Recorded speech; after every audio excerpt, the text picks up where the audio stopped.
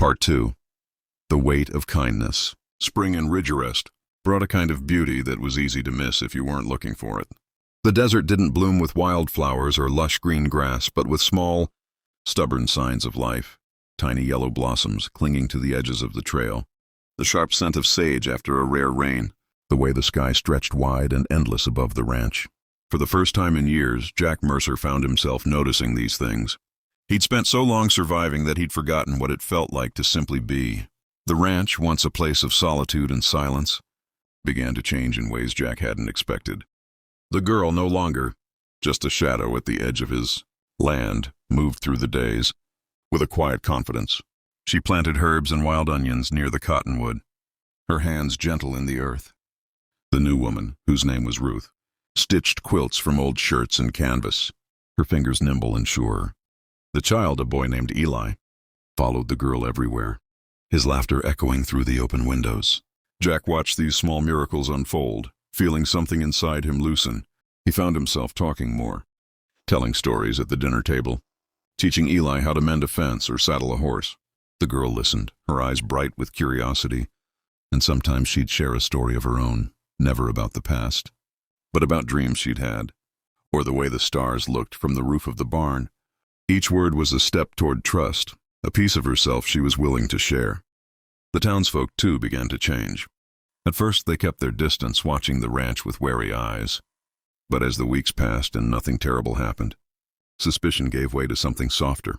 Mrs. Hargrove, who ran the general store, started sending over fresh bread and jars of peach preserves.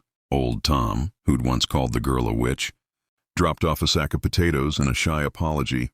Even the saloon talk shifted, the wild rumors replaced by quiet respect. But not everyone was ready to let go of the past. There were still those who watched from the shadows, waiting for the other shoe to drop. Jack felt their eyes on him whenever he rode into town, heard their whispers in the spaces between conversations. He knew better than to trust too easily. Out here, kindness was a risk, and forgiveness was never given freely. One evening, as the sun dipped low and painted the sky in shades of fire, Jack found the girl sitting by the fence, the old burlap sack in her lap. She turned it over in her hands, her expression unreadable. Jack sat beside her, the silence stretching between them like a bridge. Finally she spoke, her voice barely more than a whisper. "I used to think I'd never be free of it, that no matter how far I ran, it would always be waiting for me." Jack nodded, understanding more than he could say. "Some things stick with you," he said, "but they don't have to own you." The girl looked at him, her eyes clear and steady. "I'm tired of being afraid." Jack smiled, a small crooked thing. "Then don't be. Not here." She nodded, and together they stood, walking to the edge of the pasture. The girl hung the sack on the fence post, letting the wind catch it. She didn't chase it when it blew away, didn't look back. It was a small act, but it felt like a victory, a way of saying that the past could be left behind, even if only for a little while. Life on the ranch settled into a new kind of normal. There were still hard days, still moments when the shadows felt too close. But there was laughter now, and music, and the quiet comfort of people who had chosen each other. Jack found himself looking forward to the mornings, to the sound of Eli's footsteps on the porch, to the sight of the girl and Ruth working side by side in the garden. But even as the ranch became a place of refuge, Jack knew the world outside hadn't changed. There were still men like Grant Teller, still towns where kindness was seen as weakness. He kept the shotgun close, his eyes always on the horizon. He knew that peace was a fragile thing, easily broken. Yet, for the first time in a long while, Jack allowed himself to hope. Maybe the West hadn't killed all the kindness after all. Maybe, in a place built on hard choices and harder men, there was still room for second chances. As the days grew longer and the nights warmer, Jack sat on the porch with the girl and Ruth and Eli, watching the stars appear one by one. He listened to their laughter, felt the weight of the past grow lighter, and wondered what the future might hold. Out here, under the endless sky, anything seemed possible. But Jack knew better than to let his guard down completely. The past had a way of finding you, no matter how far you ran. And as the wind carried the last of the burlap sack across the fields, he promised himself that whatever storms might come, he'd stand between his new family and the darkness, no matter the cost. The echoes of survival. Summer deepened in Ridgerest, and with it came a sense of uneasy peace. The day stretched long and golden, the air thick with the scent of sage and sun-baked earth. On the ranch, life settled into a rhythm that felt almost ordinary. Chores in the morning, laughter at midday, quiet moments by the fire as dusk crept in. But beneath the surface, the scars of what had come before lingered, shaping every choice, every glance, every heartbeat. The girl, once a silent shadow, had become a part of the land itself. She moved with purpose, her hands skilled and sure as she tended the garden or mended a broken hinge. Ruth and Eli followed her lead, their small family growing stronger with each passing day. Jack watched them, pride and worry warring in his chest. He knew how quickly peace could shatter out here, how easily the world could turn cruel. Yet there was a resilience in the girl that Jack had never seen before. She faced each day with a quiet determination, refusing to let fear dictate her life. She taught Eli how to ride, her laughter ringing out across the fields. She and Ruth planted rows of beans and squash, their hands working side by side in the rich, dark soil. At night she sat by the fire, her voice soft as she told stories of stars and distant places, her words weaving a sense of wonder that made the cabin feel like home. But the past was never far away. Sometimes Jack would catch the girl staring out at the horizon, her eyes distant, her shoulders tense. He knew she was listening for the sound of hooves, for the return of men like Grant Teller. He kept the shotgun close, his senses sharp, always ready for trouble. The memory of that night, the confrontation, the threats, the fear, hung over them like a storm cloud, a reminder that safety was never guaranteed. Still, the ranch became a place of quiet refuge, a sanctuary for those who had nowhere else to go. Word spread slowly through Ridgerest and beyond. A drifter stopped by, asking for water and a place to rest.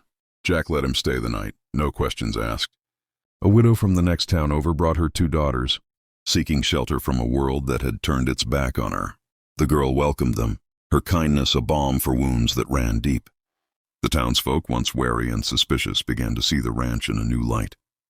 They brought gifts, fresh eggs, a bolt of cloth, a basket of apples. They offered help with the harvest, shared news of the outside world.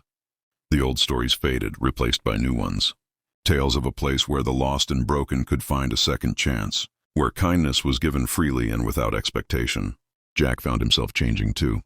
He laughed more, the lines on his face softening as the weight of loneliness lifted. He taught Eli how to whittle, showed Ruth how to patch a leaky roof. He listened to the girl's stories, letting her words fill the empty spaces inside him. For the first time in years, he felt like he belonged. But healing was not a straight path. There were still hard days, still moments when the past threatened to pull them under. The girl woke from nightmares, her cries muffled by the pillow. Ruth wept for the husband she'd lost, her grief raw and unyielding. Jack struggled with his own demons, the memories of loss and regret that haunted his dreams. Yet together they faced each day, their bond forged in the fires of survival. One evening, as the sun dipped below the horizon, the girl stood at the edge of the pasture, the wind tugging at her hair. She held the old burlap sack in her hands, the symbol of everything she'd endured. With a steady breath, she let it go, watching as the wind carried it away across the fields. She didn't chase it, didn't look back. In that moment, she was free, not from the past, but from the power it held over her. Jack joined her, his presence a silent promise. They stood together, watching the sky darken, the first stars appearing one by one. The ranch was quiet, the only sound the soft rustle of grass in the breeze. It was a peace they had fought for, a fragile thing, but real. As night settled over Ridgerest, Jack knew the world would never be safe, not truly. There would always be men like Grant Teller, always storms on the horizon. But for now, they had each other. They had hope, and sometimes that was enough. The girl turned to Jack, her eyes bright in the fading light. "Thank you," she said, her voice steady and sure. Jack smiled, the simple gesture carrying more weight than any words. In the quiet that followed, they understood what it meant to survive, not just to endure, but to heal, to build something new from the ashes of what had been lost. And as the stars blazed overhead, the ranch stood as a testament to the power of kindness, the strength of those who refuse to be broken, and the promise that even in the harshest places, hope can take root and grow, stories that refuse to die. As the seasons turned, Ridgerest itself seemed to change. The town that once thrived on suspicion and rumor now found itself drawn to the quiet, strength radiating from Jack's ranch. The story of the girl, her suffering, her survival, And her refusal to be broken became something whispered not with fear, but with a kind of awe. Folks who'd once crossed the street to avoid Jack now tipped their hats, their eyes softer, their words less sharp. The ranch, once a lonely outpost on the edge of nowhere, became a place where stories gathered like dust in the corners. Each person who found their way there brought their own scars, their own secrets. Ruth, with her gentle hands and quiet grief, became a mother to more than just Eli. The widow from the next town over, her daughters clinging to her skirts, found work and laughter in the kitchen. The drifter who'd arrived with nothing but a battered hat and a haunted look in, his eyes stayed on, fixing fences and teaching Eli how to play cards. The girl, who had once been little more than a rumor herself, became the heart of it all. She moved through the days with a grace that belied her past, her laughter ringing out across the fields. She taught the children how to read, her voice patient and kind. She sang as she worked, her songs weaving through the air like a promise that the worst was behind them. Yet, there were still moments when the old fear crept in, when a stranger rode up the road, or a shadow passed too close to the window. But each time she stood a little taller, her eyes a little brighter, her resolve a little stronger. Jack watched all of this with a quiet pride. He saw how the ranch had become more than just a patch of land. It was a refuge, a place where the broken could mend. He saw how the girl, once so lost and afraid, had become a beacon for others. And he saw how the town, slow and stubborn as it was, began to change in response. The old stories faded, replaced by new ones. Tales of kindness, of second chances, of the power of standing together against the darkness. But stories, Jack knew, were never just about the past. They were warnings, lessons, and sometimes they were the only thing that kept a person going when the world turned cold.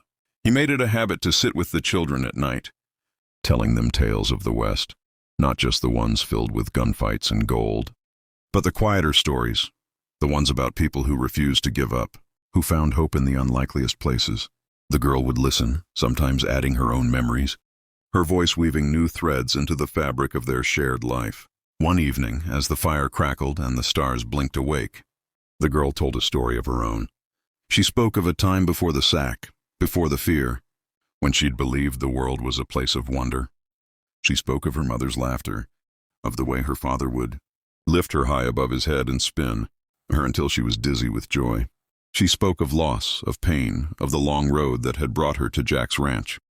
And then she spoke of hope, of the moment she realized that survival was not just about enduring, but about finding the courage to trust again. The room was silent when she finished, the only sound the soft crackle of the fire. Jack looked at her, his eyes shining with unshed tears. He understood in that moment that the stories they told were not just for the children or for the newcomers, but for themselves. They were reminders that the past did not have to define the future, that even the deepest wounds could heal if given time and care. As the days passed, the ranch continued to grow. More people arrived, drawn by the promise of safety and the chance to start over. Some stayed, others moved on, but all left their mark. The girl kept a journal, filling its pages with the names and stories of those who passed through. She wrote of their struggles, their triumphs, their quiet acts of bravery.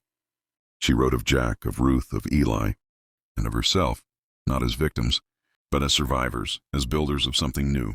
The townsfolk, too, began to share their own stories. They spoke of hardships and heartbreak, of moments when they'd nearly given up.